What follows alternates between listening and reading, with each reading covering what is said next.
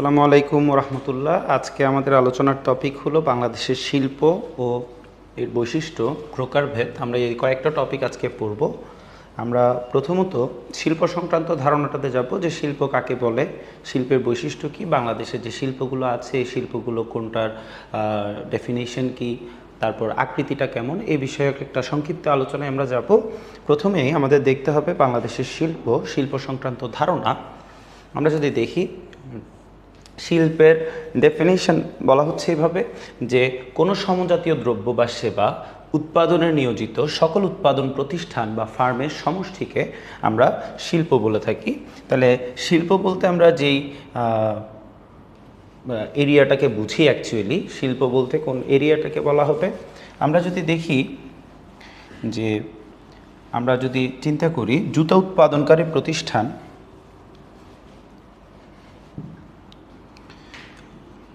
যেমন দেখেন বাংলাদেশে জুতা উৎপাদনকারী প্রতিষ্ঠান আছে, ফর এক্সাম্পল অ্যাপেক্স, এর মধ্যে আছে হচ্ছে বাটা, তারপর হচ্ছে ডাটা, এভাবে করে আরও কিছু প্রতিষ্ঠানের নাম আমরা বলতে পারি। এই তিনটা প্রতিষ্ঠান প্রত্যেকটাকেই আমরা বলবো এক একটা ফার্ম। যেমন অ্যাপেক্স একটা ফার্ম, এখানে যে বাটা হচ্ছে একটা ফার্ম, একইভাবে ডাটা বাজার এটাও একটা ফার্ম। সবগুলো ফার্ম মিলে যে প্রতিষ্ঠানটা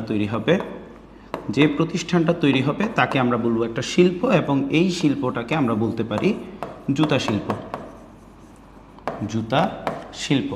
তাহলে ডেফিনিশনটা কি বলছে সমজাতীয় দ্রব্য।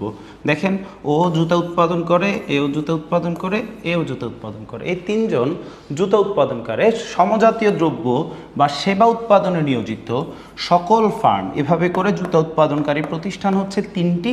এই তিনটাকে মিলে হচ্ছে জুতা শিল্প। এখন আপনি যদি মনে করেন তিনটা তো না স্যার আরও আছে, তাহলে ওই একটার নাম এখানে দিবেন, পঞ্চমটা এখানে আসবে, ষষ্ঠ এখানে আসবে, সপ্তম, অষ্টম, যতগুলো প্রতিষ্ঠান আছে সবগুলো প্রতিষ্ঠানের উৎপাদনের সমষ্টিকে আমরা বলবো হচ্ছে শিল্প, এবং সবগুলো মিলে দাঁড়াচ্ছে হচ্ছে জুতা শিল্প। এবং প্রত্যেকটা শিল্পের অন্তর্গত এক একটা প্রতিষ্ঠানকে আমরা যে নামে ডাকি তা হচ্ছে ফার্ম। একইভাবে আমরা চিন্তা করতে পারি একটা শিল্পের কথা, যেমন ঔষধ শিল্প, এটা একটা শিল্প। এই ঔষধ শিল্পের মধ্যে আপনাদের প্রতিষ্ঠান যদি চিন্তা করেন, বেক্সিমকো একটা প্রতিষ্ঠান, একমি একটা প্রতিষ্ঠান, স্কয়ার একটা প্রতিষ্ঠান, এভাবে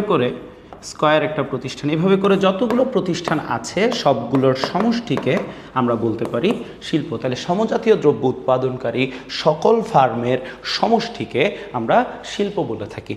এইটুকু হচ্ছে আমাদের শিল্প সংক্রান্ত একটা প্রাথমিক ধারণা, এবং এই প্রাথমিক ধারণা কমপ্লিট হলে আমাদের পরবর্তীতে যেখানে যেতে হয় সেটা হচ্ছে শিল্পের বৈশিষ্ট্য। শিল্পের বৈশিষ্ট্য 1 নম্বরে কি বলা হচ্ছে, শিল্পের বৈশিষ্ট্য কোনো নির্দিষ্ট শিল্পে সমজাতীয় প্রতিষ্ঠানের সংখ্যা একাধিক। এই যে প্রথমত একটা শব্দ বলছে এখানে, একাধিক একটা শব্দ বলছে, একাধিক একটা কথা বলছে এখানে। আচ্ছা, আমরা একটু আগে শিল্প বলতে আমরা ঔষধ শিল্পের কথা বলছি, বেক্সিমকো একটা প্রতিষ্ঠান, ইউনিভার্সাল একটা প্রতিষ্ঠান, স্কয়ার একটা প্রতিষ্ঠান। এমন প্রতিষ্ঠানের সংখ্যা, একটা শিল্পের অন্তর্গত প্রতিষ্ঠানের সংখ্যা কিন্তু একটি হবে না, একাধিক হবে, অনেকগুলো প্রতিষ্ঠানই এখানে থাকতে পারে, ভিন্ন ভিন্ন ব্যবস্থাপনায় পরিচালিত। যেমন বেক্সিমকোর মালিক একজন, স্কয়ারের মালিক একজন, ইউনিভার্সালের মালিক একজন, একমি মালিক একজন। এক একটা প্রতিষ্ঠানের ব্যবস্থাপনা আলাদা হবে, কিন্তু সবাই মিলে যেহেতু ঔষধ উৎপাদন করছে তাই একত্রে এটাকে আমরা শিল্প নামে জানব। পরবর্তীতে বলছে শিল্পের পরিধি ব্যাপক। শিল্প যেটা আছে এই শিল্পের পরিধি ব্যাপক হবে কার তুলনায়? অবশ্যই ফার্মের তুলনায় শিল্পের পরিধিটা ব্যাপক হবে। ফার্মের তুলনায় শিল্পের যোগানও অধিক হবে। পূর্ণ প্রতিযোগিতামূলক বাজারে ফার্ম ও শিল্পের মধ্যে পার্থক্য বিদ্যমান, কারণ পূর্ণ প্রতিযোগিতামূলক বাজার যেটা, এখানে বিক্রেতার সংখ্যা, বিক্রেতা একাধিক, তাই প্রতিষ্ঠানও অনেকগুলো, কিন্তু একচেটিয়া বাজারে তো বিক্রেতা একজন, এখানে বিক্রেতা একজন হওয়ায় এই শিল্পে ফার্ম এবং শিল্প সমান। অর্থাৎ আপনি যখন একচেটিয়া কোনো কারবার নিয়ে কথা বলবেন তখন কিন্তু আপনি কাজ করতে দিচ্ছেনই একটা প্রতিষ্ঠানকে, ওই একটা প্রতিষ্ঠানই ফার্ম হিসেবে, ওই একটা প্রতিষ্ঠানই শিল্প হিসেবে তখন বিবেচিত হবে। তাই আমরা বলছি পূর্ণ প্রতিযোগিতামূলক বাজারে শিল্প এবং ফার্ম একই হবে না, তবে একচেটিয়া বাজারের ক্ষেত্রে ফার্ম এবং শিল্প একই হবে। বলা হচ্ছে শিল্পের চাহিদা রেখা ডান দিকে নিম্নগামী হয়। আমরা যে শিল্পের চাহিদা রেখা দেখি অ্যাজ ইউজুয়াল চাহিদা রেখা যেরকম হয় বাম থেকে ডানে নিম্নগামী হবে শিল্পের চাহিদা রেখা। এইটুকুই হচ্ছে আমাদের শিল্পের বৈশিষ্ট্য। শিল্প কি তাহলে? একই দ্রব্য উৎপাদনকারী একাধিক ফার্মের সমষ্টিকে আমরা শিল্প বলে থাকি। শিল্পের পরিধি ফার্মের তুলনায় ব্যাপক হবে। পূর্ণ প্রতিযোগিতামূলক বাজারে ফার্ম এবং শিল্প ভিন্ন, তবে একচেটিয়া বাজারে দুটো একই হবে। এই ধরনের কয়েকটা পার্থক্য এবং বৈশিষ্ট্য আমরা এখান থেকে জানলাম। পরবর্তীতে যদি দেখি বাংলাদেশের শিল্প কাঠামোর মধ্যে আমাদের কিছু বৈশিষ্ট্য নিয়ে আলোচনা আছে। এই বৈশিষ্ট্যগুলো আমরা একটু পড়ব। প্রথমত দেখা যাচ্ছে এখানে বাংলাদেশের শিল্প কাঠামোতে বর্তমানে শিল্প খাত 5টা উপখাতে বিভক্ত।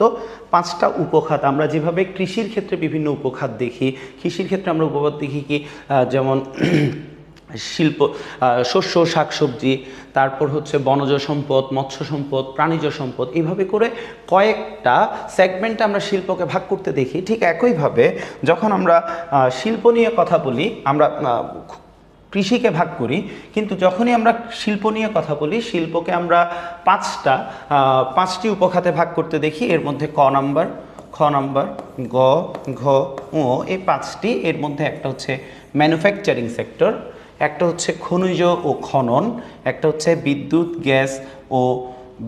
গ্যাস, তারপর চতুর্থত হচ্ছে পানি সরবরাহ, পঞ্চম হচ্ছে নির্মাণ। এক্ষেত্রে এই যে সেগমেন্টগুলো, এই সেগমেন্টগুলো কিন্তু পরিবর্তনশীল। যেমন গত 2 বছর আগেও কিন্তু আমাদের এই দুটো উপখাতকে একত্রে পড়ানো হতো, যেমন বিদ্যুৎ, গ্যাস ও পানি। অর্থাৎ আমরা বিগত বছরগুলোতে পড়তাম শিল্পের উপখাত হচ্ছে 4টি, এটা কিন্তু পরবর্তীতে আলাদা করে বিদ্যুৎ এবং গ্যাসকে আলাদা করা হয়েছে, পানিকে আলাদা করা হয়েছে। এখন শিল্পের উপখাত হচ্ছে টোটাল 5টি। একটা হচ্ছে ম্যানুফ্যাকচারিং, একটা হচ্ছে খনিজ ও খনন, তারপর হচ্ছে বিদ্যুৎ ও গ্যাস, তারপর পানি, তারপর আসবে নির্মাণ। এই 5টা সেগমেন্টে শিল্পকে বিভক্ত করা হয়।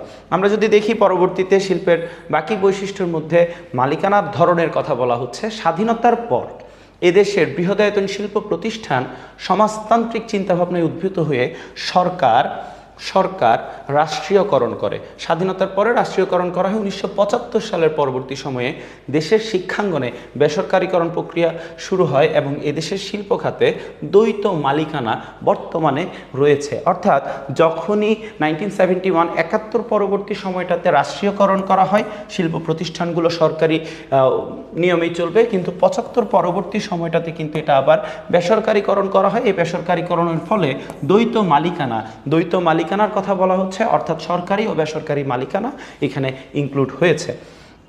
পরবর্তীতে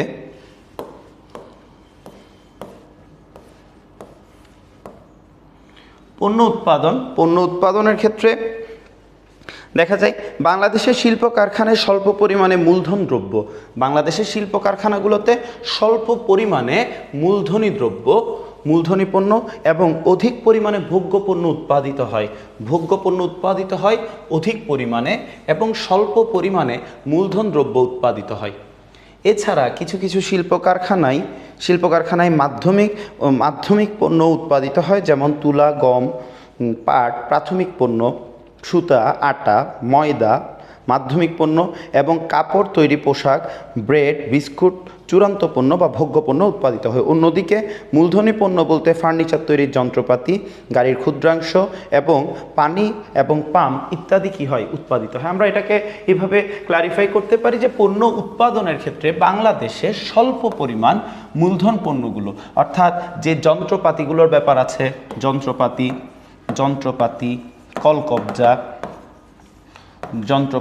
কলকবজা ইত্যাদি দ্রব্য, এগুলো করা হয় স্বল্প পরিমাণে এবং যেহেতু বাংলাদেশের জনসংখ্যা অনেক বেশি তাই অধিক পরিমাণে ভোগ্য পণ্য অধিক পরিমাণে উৎপাদিত হয় এবং এই ভোগ্য পণ্যগুলোর মধ্যে আমরা যে প্রোডাক্টগুলো দেখি এর মধ্যে থাকতে পারে আটা, ময়দা ইত্যাদি যে ভোগ্য পণ্যগুলো আছে এগুলো বেশি উৎপাদন করা হয়, মূলধন পণ্যগুলো খুবই কম পরিসরে উৎপাদিত হয়। এই কয়েকটা বৈশিষ্ট্য আমরা দেখি বাংলাদেশের ক্ষেত্রে। এরপরেই আমরা যেটা অ্যাড করতে চাই সেটা হচ্ছে 2016 শিল্পনীতি অনুসারে 2016 শিল্পনীতি অনুসারে বাংলাদেশের যে শিল্প কারখানা আছে এই কারখানাগুলোকে মূলত বিভক্ত করা হয় টোটাল 12 ভাগে। আমরা ওই 12টা প্রকারভেদ সম্পর্কে একটা ধারণা পাবো। 2016 সালে যে শিল্পনীতি, এই শিল্পনীতিটা আসলে কি কি উদ্দেশ্যকে সামনে রেখেছে সেটা যদি আমরা একটু জেনে নিই। সরকারি ও ব্যক্তি খাতের সমন্বিত প্রচেষ্টায় শিল্পায়নের মাধ্যমে শিল্প প্রবৃদ্ধি ও অর্জন ও ব্যাপক কর্মসংস্থানের সুযোগ সৃষ্টি করে জনগণের আর্থসামাজিক অবস্থার উন্নয়ন করা, সরকারের সামগ্রিক উন্নয়ন রূপকল্প বাস্তবায়নে 2021 সাল নাগাদ জাতীয় আয়ে শিল্প খাতের অবদান 29% থেকে 35% করা, শিল্প খাতের অবদানকে 29% থেকে 35% করা এবং শ্রমশক্তির অবদান 18% থেকে 25% করা। এটা হচ্ছে আমাদের শিল্প নীতি 2016-র উদ্দেশ্য। শিল্পায়নের মাধ্যমে মানসম্পন্ন ও আয়বর্ধক কর্মসংস্থান বৃদ্ধি করা এবং অন্তর্ভুক্তিমূলক উন্নয়ন এসবের কথা বলা হচ্ছে। আমরা এখানে শিল্পনীতি 2016 এর লক্ষ্য যেটা ইনক্লুড করা হয়েছে এটাতে অবশ্যই এটা উল্লেখ করব যে শিল্প খাতের অবদান 29% থেকে 35% উন্নীতকরণ এবং শ্রমশক্তির অবদান 18% থেকে 25%তে উন্নীতকরণ। এটা হচ্ছে শিল্পনীতি 2016 এর মূল লক্ষ্য এবং উদ্দেশ্য হিসেবে আমরা পয়েন্ট আউট করতে পারি। এর মধ্যে আরও কিছু উদ্দেশ্য এখানে আছে যেগুলো আমরা উল্লেখযোগ্য কয়েকটা এখান থেকে মার্ক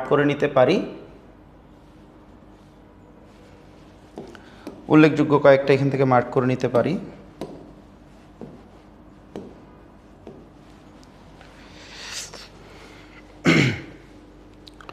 বলা হচ্ছে শিল্প প্রবৃদ্ধি অর্জনে একটি উদ্দীপ্ত গতিশীল ব্যক্তি খাত সৃষ্টি এবং দক্ষতা উৎপাদনশীলতা বৃদ্ধির লক্ষ্যে সরকারের সহায়ক এবং তদারকিমূলক ভূমিকা, দেশীয় শিল্পের স্বার্থ সংরক্ষণ, এই কয়েকটা এখানে উল্লেখ করা যাবে। এগুলো রিটার্নের ক্ষেত্রে খুব বেশি কাজে দিবে। কিন্তু এখানে যে বিষয়গুলো খুবই গুরুত্বপূর্ণ সেটা হচ্ছে বিগত পেজটাতে আমরা দেখেছি এই ধরনের যে ডেটাগুলো আছে ডেটাগুলো আমাদের খুব বেশি প্রয়োজন হবে। অর্থাৎ এই ডেটাটা এখানে বেশি প্রয়োজন হবে। 29% থেকে 35% রূপান্তর করা, শ্রমশক্তিকে 18% থেকে 25% উন্নীত করা, এটা একটা তথ্য। এই তথ্যের সাথে আরেকটা তথ্য সেটা হচ্ছে কর্মসংস্থান বৃদ্ধি, এটা অন্যতম লক্ষ্যের মধ্যে চলে আসবে 2016 শিল্পনীতি। এর বাইরে আরেকটা আসবে সেটা হচ্ছে নারীদের শিল্প খাতে নারী উদ্যোক্তাদের অধিকতর অংশগ্রহণের সুযোগ সৃষ্টি করা। এই কয়েকটা পয়েন্ট এখানে উল্লেখযোগ্য ভূমিকা রাখবে। আমাদের মেমোরাইজ করার মতো যে অংশটা সেটা হচ্ছে শিল্পের প্রকারভেদ। শিল্পনীতি 2016 অনুসারে শিল্পকে টোটাল 12টা ভাগে ভাগ করা যায়। ওই 12টা ভাগ সম্পর্কে আমরা পড়াশোনা করব এবং প্রত্যেকটা থেকেই আমাদের ডেফিনেশনগুলো একটু ভালো করে জানতে হবে। যেমন প্রথমেই আসছে বৃহৎ শিল্পকে আমরা দুইটা সেগমেন্টে ভাগ করে পড়বো। একটা হচ্ছে ম্যানুফ্যাকচারিংয়ের ক্ষেত্রে, একটা হলো ম্যানুফ্যাকচারিংয়ের ক্ষেত্রে, আরেকটা হচ্ছে সেবা শিল্পের ক্ষেত্রে। একটা হচ্ছে ম্যানুফ্যাকচারিং, আরেকটা হচ্ছে সেবা শিল্প। এই দুটো খাতে আমরা ভাগ করে বৃহৎ শিল্প সংক্রান্ত ধারণাটা পড়ব। বৃহৎ শিল্প কাকে বলে? যে শিল্পে মূলধনের পরিমাণ 50 কোটি টাকার অধিক এবং জনবল 300 জনের অধিক হবে তাকে বৃহৎ শিল্প বলে। তাহলে পুরো ডেফিনেশনটাতে এখানে যে মূল কথাটা বলা হচ্ছে সেটা হচ্ছে কোনো একটা শিল্প খাত যেটাতে মূলধনের পরিমাণ 50 কোটি টাকার অধিক হবে এবং জনবল 300 জনের অধিক হবে তাকে বলা হচ্ছে বৃহৎ শিল্প। ঠিক একইভাবে যদি এটা সেবার ক্ষেত্রে হয়, একটা হচ্ছে ম্যানুফ্যাকচারিং সেক্টর, একটা হচ্ছে সেবা সেক্টর। ম্যানুফ্যাকচারিং সেক্টর কোনটা? যেটাতে উৎপাদন থাকবে অর্থাৎ প্রোডাক্ট থাকবে। যেমন এটা একটা বিস্কুট কোম্পানি হতে পারে, এটা হতে পারে একটা তৈরি পোশাক কারখানা হতে পারে, ঠিক আছে। তবে সেবা খাত যখন বলবে, সেবা খাত হবে অবশ্যই যেটা কোনো প্রোডাক্ট, ফিজিক্যাল প্রোডাক্ট উৎপাদন করে না। যেমন মনে করেন একটা কোচিং সেন্টার, এটা একটা সেবা প্রতিষ্ঠান হতে পারে, একটা হাসপাতাল একটা সেবা প্রতিষ্ঠান হতে পারে, একটা শিক্ষা প্রতিষ্ঠান সেবা প্রতিষ্ঠান হতে পারে। অর্থাৎ যারা প্রোডাক্ট উৎপাদন করে এটা হচ্ছে ম্যানুফ্যাকচারিং সেক্টর, যাদের উৎপাদনের ক্ষেত্রে মূলধনের পরিমাণ হবে 50 কোটি টাকার অধিক এবং জনবল হবে 300 জনের অধিক, তাকে আমরা বলছি বৃহৎ শিল্প। যদি সেবা খাতে হয়, তাহলে জনবল হবে 120 জনের অধিক, 120 জনের অধিক, এবং মূলধনের পরিমাণ হবে 30 কোটি টাকার অধিক। যদি 30 কোটি টাকার অধিক হয় এবং জনবল 120 জনের অধিক হয়, ইন কেস অফ সার্ভিস সেবার ক্ষেত্রে এটাকে আমরা বলবো হচ্ছে বৃহৎ শিল্প। তাহলে বৃহৎ শিল্পকে আমরা দুইটা সেগমেন্টে পড়ছি। প্রথম সেগমেন্টে হচ্ছে 50 কোটি টাকা এবং জনবল যদি বলে তাহলে 300 জনের অধিক যদি হয় তাহলে এটা হবে বৃহৎ শিল্প। আর যদি হয় 30 কোটি টাকা এবং 30 কোটি টাকার সাথে যদি হয় 120 জনের মতো জনবল, তাহলে এটাকে আমরা বলবো সেবা খাতের ক্ষেত্রে বৃহৎ শিল্প। তাহলে বৃহৎ শিল্পের ডেফিনিশন এখানে দুটো। যদি ম্যানুফ্যাকচারিং বলে তাহলে প্রথমটা লিখতে হবে, যদি সেবার খাত বলে তাহলে দ্বিতীয়টা লিখতে হবে। তবে যদি বৃহৎ শিল্প নর্মালি জিজ্ঞেস করে বৃহৎ শিল্প কি, তাহলে কিন্তু আমরা চেষ্টা করব যাতে দুইটাই লিখতে পারবে। আমরা লিখব ম্যানুফ্যাকচারিং খাতে 50 কোটি টাকার অধিক এবং 300 জনের বেশি জনবল হলে তাকে বৃহৎ শিল্প বলবে। সেবার ক্ষেত্রে 120 জনের অধিক এবং 30 কোটি টাকা হলে তাকে বৃহৎ শিল্প বলা হবে। আমরা যদি পরবর্তীতে দেখি আমরা বৃহৎ শিল্প শেষ করলাম। আমরা এভাবে করে টোটাল 12টা প্রকার পড়ব। এর মধ্যে আমরা শেষ করেছি মাত্র একটি প্রকার। 2 নম্বরে বলা হচ্ছে যে মাঝারি শিল্প। নিঃসন্দেহে মাঝারি শিল্পের ক্ষেত্রেও একই কাজ, আমাদের দুইটা সেগমেন্ট আগে ভাগ করতে হবে মাঝারি শিল্পকে, একটা ম্যানুফ্যাকচারিং খাতে, একটা হচ্ছে সেবা খাতে। ম্যানুফ্যাকচারিং খাতে যদি আমাদের মূলধনের পরিমাণ হয় 15 থেকে 50 কোটি, 15 থেকে যদি কত হয় 50 কোটি হয় মূলধনের পরিমাণ, এবং জনবল যদি 121 থেকে 300 জন হয়, তখন আমরা এটাকে মাঝারি শিল্প বলতে পারি। তাহলে মাঝারি শিল্প হতে হলে কি করতে হবে? মাঝারি শিল্প হতে হলে জনবল হতে হবে 121 থেকে 300 জন এবং মূলধনের পরিমাণ হতে হবে 15 থেকে 50 কোটি, তখন আমরা এটাকে বলতে পারি মাঝারি শিল্প। সেবার ক্ষেত্রে যদি মূলধনের পরিমাণ হয় 2 থেকে 30 কোটি এবং জনবল যদি হয় 51 থেকে 120 জন, তাহলে এটাকে আমরা মাঝারি শিল্প বলতে পারি। মাঝারি শিল্প বলতে পারি। তাহলে মাঝারি শিল্প হতে পারে দুইভাবে, একটা ম্যানুফ্যাকচারিং এর সেগমেন্টে, সেটা কি 15 কোটি টাকা থেকে 50 কোটি টাকা হবে মূলধনের পরিমাণ, জনবল হবে 121 জন থেকে 300 জন, তখন আমরা এটাকে বলতে পারি মাঝারি শিল্প ম্যানুফ্যাকচারিং খাতে। আর সেবা খাতে কি হবে? সেবা খাতে হতে হলে 2 কোটি থেকে 30 কোটির মধ্যে মূলধনের পরিমাণটা সীমাবদ্ধ হবে এবং 51 থেকে 120 জনের মধ্যে জনবল সীমাবদ্ধ হবে, তখন আমরা এটাকে সেবা খাতে মাঝারি শিল্প বলতে পারি। তাহলে আমরা বৃহৎ শিল্প পড়লাম, মাঝারি শিল্প পড়লাম, দুটোতেই দুটো করে সেগমেন্ট, একটা ম্যানুফ্যাকচারিং খাত, একটা হচ্ছে সেবা খাত। আমরা নেক্সট যেটা দেখতে পারি সেটা হচ্ছে মাঝারি শেষ, তারপর হবে ক্ষুদ্র শিল্প। ক্ষুদ্র শিল্পের ক্ষেত্রেও আপনি একটা এরিয়া পাবেন, যে এরিয়ার মধ্যে জনবল এবং মূলধনের পরিমাণটা অবশ্যই গুরুত্ব বহন করে। আমরা যদি দেখি জনবল এখানের ক্ষেত্রেও আসবে,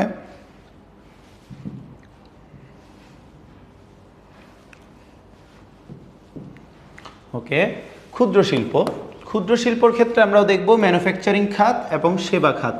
ম্যানুফ্যাকচারিং খাতে আমাদের জনবলের পরিমাণ প্রথমত মূলধনের পরিমাণ 75 লক্ষ থেকে 15 কোটি। আমরা যদি একটু লিখে রাখি 75 লক্ষ থেকে 15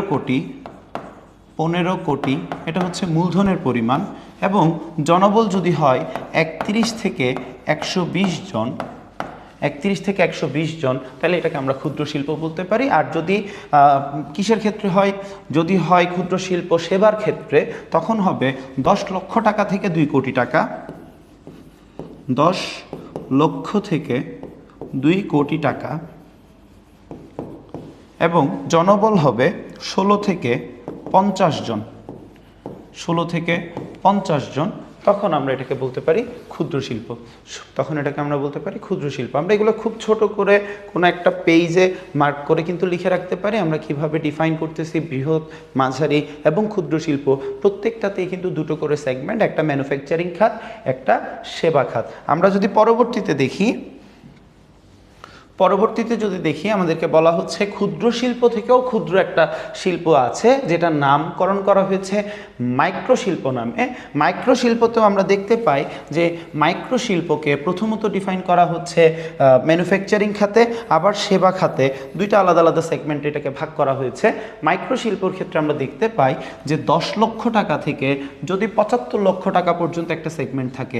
যদি আপনি ইনভেস্টমেন্টটা দেখেন 10 লক্ষ থেকে 75 লক্ষ টাকা, 10 লক্ষ থেকে 75 লক্ষ টাকা, এবং জনবল যদি হয় 16 থেকে 30 জন, তখন আমরা এটাকে বলছি মাইক্রো শিল্প।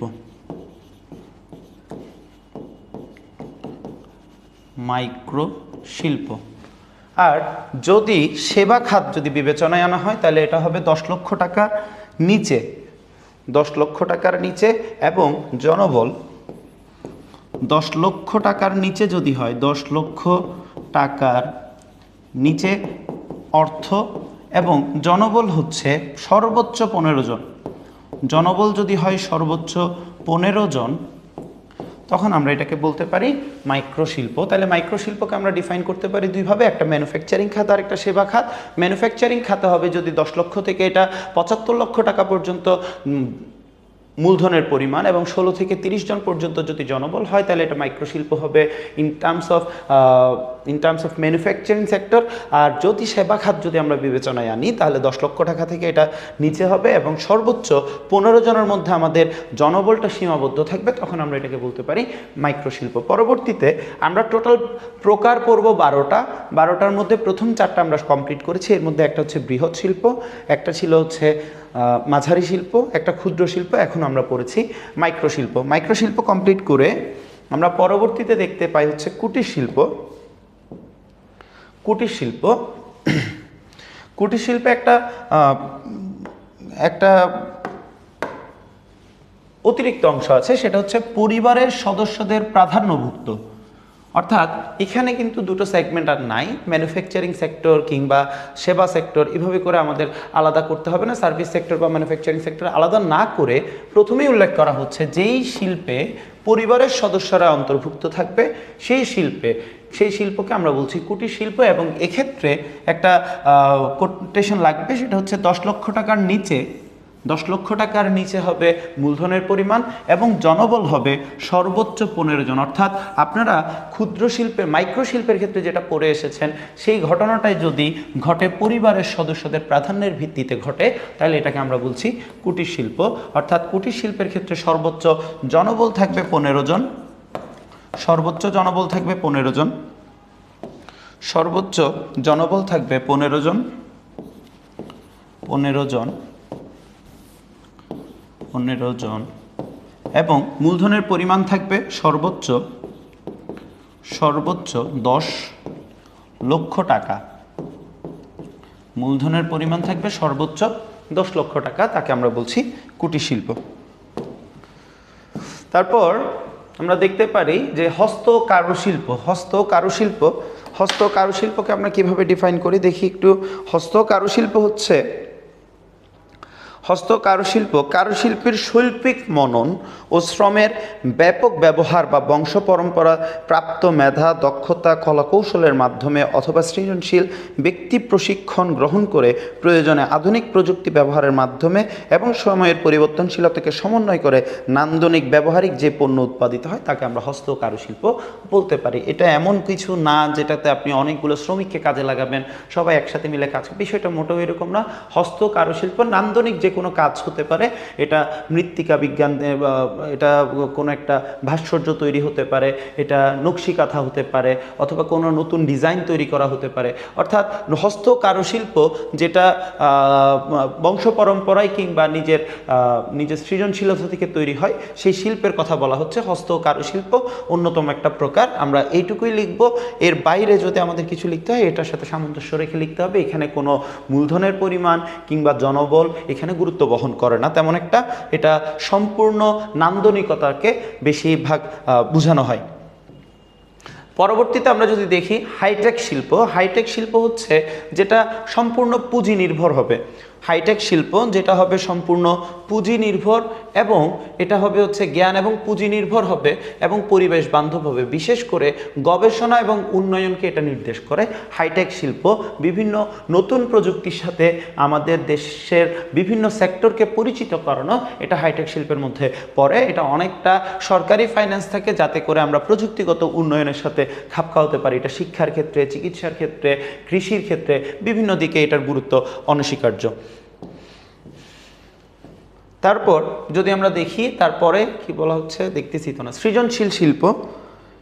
সৃজনশীল শিল্প হচ্ছে, সৃজনশীল শিল্প বলতে যেই সমস্ত শিল্পকে বোঝানো হয় যা শৈল্পিক মনন, উদ্ভাবনী মেধা, দক্ষতা, কলাকৌশল, আধুনিক প্রযুক্তি ব্যবহার করে নান্দনিক সৃজনশীল পণ্য উৎপাদনে সহায়তা করে। এটাও সৃজনশীল শিল্পটাও অনেকটা হস্তকারুশিল্পের মতোই। হস্তকারুশিল্পটা হচ্ছে কারিগরি হাতের দক্ষতার উপর নির্দেশ করে। আর এখানে সৃজনশীল শিল্প বলতে আরও ভাস্ট, অনেক বড় একটা পরিসর নিয়ে কাজ করার এখানে সুযোগ আছে। কেউ যদি মিউজিক নিয়ে কাজ করে, যেমন এখানে কয়েকটি উদাহরণ দেওয়া আছে, যেমন অ্যাডভার্টাইজিং, কেউ নতুন অ্যাড তৈরি করা, অ্যাডভার্টাইজিং, এটাই তো দেখি আমরা কন্টেন্ট ক্রিয়েটররা যেটা করেন। তারপর হচ্ছে স্থাপত্য তৈরি করা, আর্ট অ্যান্ড এন্টিক, তারপর হচ্ছে ডিজাইন, ফ্যাশন ডিজাইনার, তারপর হচ্ছে ফিল্ম অ্যান্ড ভিডিও, তারপর হচ্ছে interactive leisure software, music, performing art, publishing software, অর্থাৎ নতুন যে কোনো কিছু করা এবং কোন একটা নির্দিষ্ট সেক্টরের নিজের সৃজনশীলতাকে পরিচয় করানো, এই বিষয়টা হচ্ছে সৃজনশীল শিল্প। এক্ষেত্রে অনেকে কাজ করে থাকে। এক্ষেত্রে জনবল কিংবা মূলধনের পরিমাণটা গুরুত্ব বহন করে না, এখানে তার কাজ গুরুত্ব বহন করে বেশি। এর পরবর্তীতে আমরা যদি দেখি তাহলে দেখতে পাই যে সংরক্ষিত শিল্প। এই সংরক্ষিত শিল্প সরাসরি সরকার এটাতে ফাইন্যান্স করে এবং সরকারি পৃষ্ঠপোষকতায় এটা পরিচালিত হয়। আমরা যদি একটু পরে দেখি সংরক্ষিত শিল্প কি, সরকারি নির্দেশনার মাধ্যমে যেসব শিল্প জাতীয় নিরাপত্তায় সংরক্ষিত রাখা এবং যেসব শিল্প স্পর্শকাতর এবং সংবেদনশীল হিসেবে সরকারি বিনিয়োগের জন্য সংরক্ষিত, সেই সব শিল্পকে সংরক্ষিত শিল্প হিসেবে চিহ্নিত করা হয়। এর মধ্যে আছে হচ্ছে অস্ত্রশস্ত্র, সামরিক সরঞ্জাম, যন্ত্রপাতি, পারমাণবিক শক্তি, সিকিউরিটি, প্রিন্টিং ও টাকশাল, বনায়ন ইত্যাদি হচ্ছে সংরক্ষিত শিল্প। আপনি খেয়াল করেন অস্ত্রশস্ত্র তো ভাই আপনাকে বানাইতে দিচ্ছে না, এটা সম্পূর্ণ সরকারি পৃষ্ঠপোষকতায়, সরকারি নির্দেশনায় সরকারের লোকজন এই কাজটুকু করতেছে যারা অভিজ্ঞ। পারমাণবিক শক্তির ক্ষেত্রেও সেম। তারপর টাকশাল, টাকা বানানোর কাজ যদি আপনাকে দিতে হয়, আপনি তো জাল টাকা বানানো শুরু করতেন। অর্থাৎ এই যে কাজগুলো যেগুলো অনেক বেশি সংবেদনশীল, এই কাজগুলো সরকার নিজস্ব পরিচালনায়, নিজস্ব নিরাপত্তায় যে পরিচালনাটা করে তাকে আমরা বলছি সংরক্ষিত শিল্প। সংরক্ষিত শিল্প। এভাবে পরবর্তীতে নাম্বার দেয় নাই কেন, নাম্বার দেওয়া দরকার ছিল। আমরা টোটাল 12টা প্রকার পড়ব, প্রায় শেষের দিকে আমরা চলে আসছি। আমরা আর 3টা প্রকার বাকি আছে, 3টা প্রকার। এর মধ্যে একটা হচ্ছে উচ্চ অগ্রাধিকার শিল্প। আমরা পরবর্তী যেটা পড়বো সেটা হচ্ছে অগ্রাধিকার শিল্প। একটা উচ্চ অগ্রাধিকার শিল্প, একটা হচ্ছে অগ্রাধিকার শিল্প। আমরা উচ্চ অগ্রাধিকার শিল্প বলতে কাকে বোঝানো হচ্ছে? উচ্চ অগ্রাধিকার শিল্প বলতে সেই সমস্ত শিল্পকে বোঝানো হচ্ছে যেগুলো দেশের শিল্পের উন্নয়নে খুব দ্রুত কাজ করে। এর মধ্যে আমরা দেখতে পাই তৈরি পোশাক শিল্প আছে। কেন এটা উচ্চ অগ্রাধিকার শিল্প কিংবা পরবর্তীটাকে আমরা অগ্রাধিকার শিল্প বলছি, এই দুইটার মধ্যে মূল কারণটা হচ্ছে এখানে কর্মসংস্থানের ক্ষেত্রে খুব বেশি ভূমিকা রাখে উচ্চ অগ্রাধিকার শিল্প। যেমন তৈরি পোশাক শিল্প, বাংলাদেশের টোটাল যতগুলো শিল্প প্রতিষ্ঠান আছে প্রত্যেকটাতেই 1000, 1500, 2000 এভাবে করে কর্মচারী কাজ করতে পারে। অর্থাৎ এইসব প্রতিষ্ঠানগুলোতে কর্মসংস্থানটা বেশি হয়, বৈদেশিক মুদ্রা অর্জনের সম্ভাবনাটা বেশি, যার কারণে এগুলোকে উচ্চ অগ্রাধিকার শিল্প বলা হচ্ছে। কারা উচ্চ অগ্রাধিকার শিল্প? আমরা যখন এটাকে ডিফাইন করি এভাবে বলতে পারি যে উচ্চ অগ্রাধিকার শিল্প বলতে সেই সমস্ত শিল্পকে বোঝায় যা দ্রুত প্রবৃদ্ধির মাধ্যমে কর্মসংস্থান সৃষ্টি করে এবং উল্লেখযোগ্য রপ্তানি আয় অর্জন করে, তাকে আমরা বলছি উচ্চ অগ্রাধিকার শিল্প। এর মধ্যে আছে তৈরি পোশাক, ঔষধ শিল্প, লাইট ইঞ্জিনিয়ারিং শিল্প, আইসিটি সফটওয়্যার, তারপর আছে চামড়াজাত শিল্প, পাট ইত্যাদি শিল্পকে আমরা বলছি উচ্চ অগ্রাধিকার শিল্প। পরবর্তীতে আমরা যদি 11 নম্বরে দেখি অগ্রাধিকার শিল্পের কথা, তাহলে এটাও অবশ্যই অবদান রাখবে, কিন্তু উচ্চ অগ্রাধিকার শিল্পের মতো এত বেশি শ্রমিককে হয়তো একত্রিত করে না। যেমন আমরা এখানের মধ্যে দেখতে পাই, এখানের মধ্যে দেখতে পাই সিমেন্ট শিল্প। এখন সিমেন্ট তৈরি করতে কিংবা এটা বাজারজাত করতে ম্যাক্সিমাম কাজ হচ্ছে অটোমেটেড, অর্থাৎ এক্ষেত্রে কর্মসংস্থানের ক্ষেত্রে খুব বেশি ভূমিকা রাখার সুযোগটা আসলে নেই।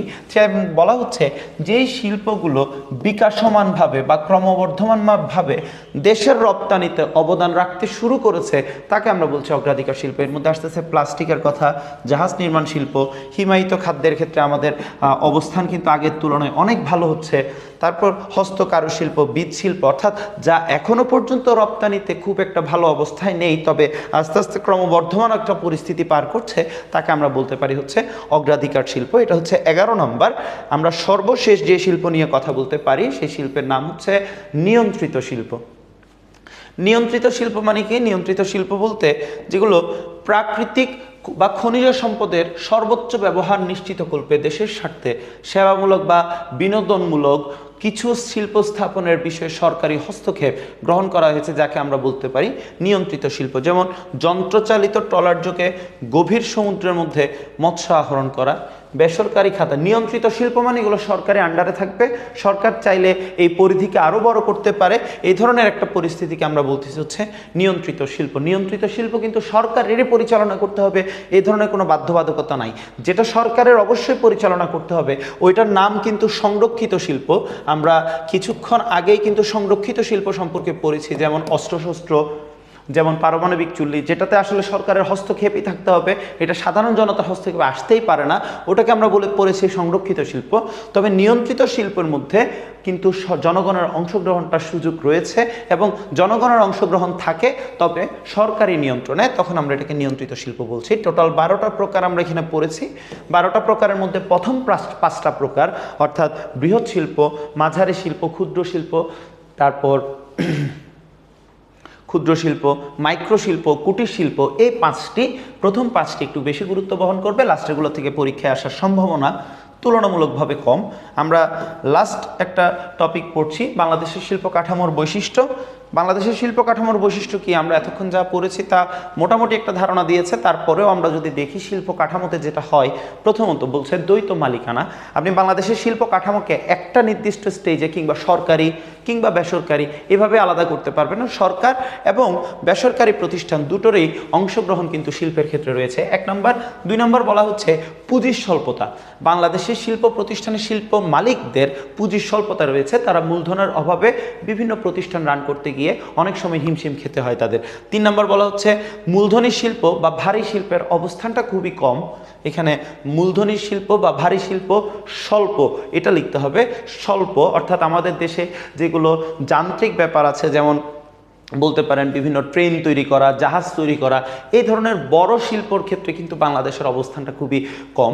বৃহদায়তন শিল্পের প্রসার, আস্তে আস্তে যে শিল্পগুলো বৃহদায়তন শিল্প, যেমন তৈরি পোশাক, ঔষধ শিল্প, এগুলো আস্তে আস্তে প্রসারের দিকে যাচ্ছে। ক্ষুদ্র কুটির শিল্পের গুরুত্ব ক্রমশ হ্রাস পাচ্ছে।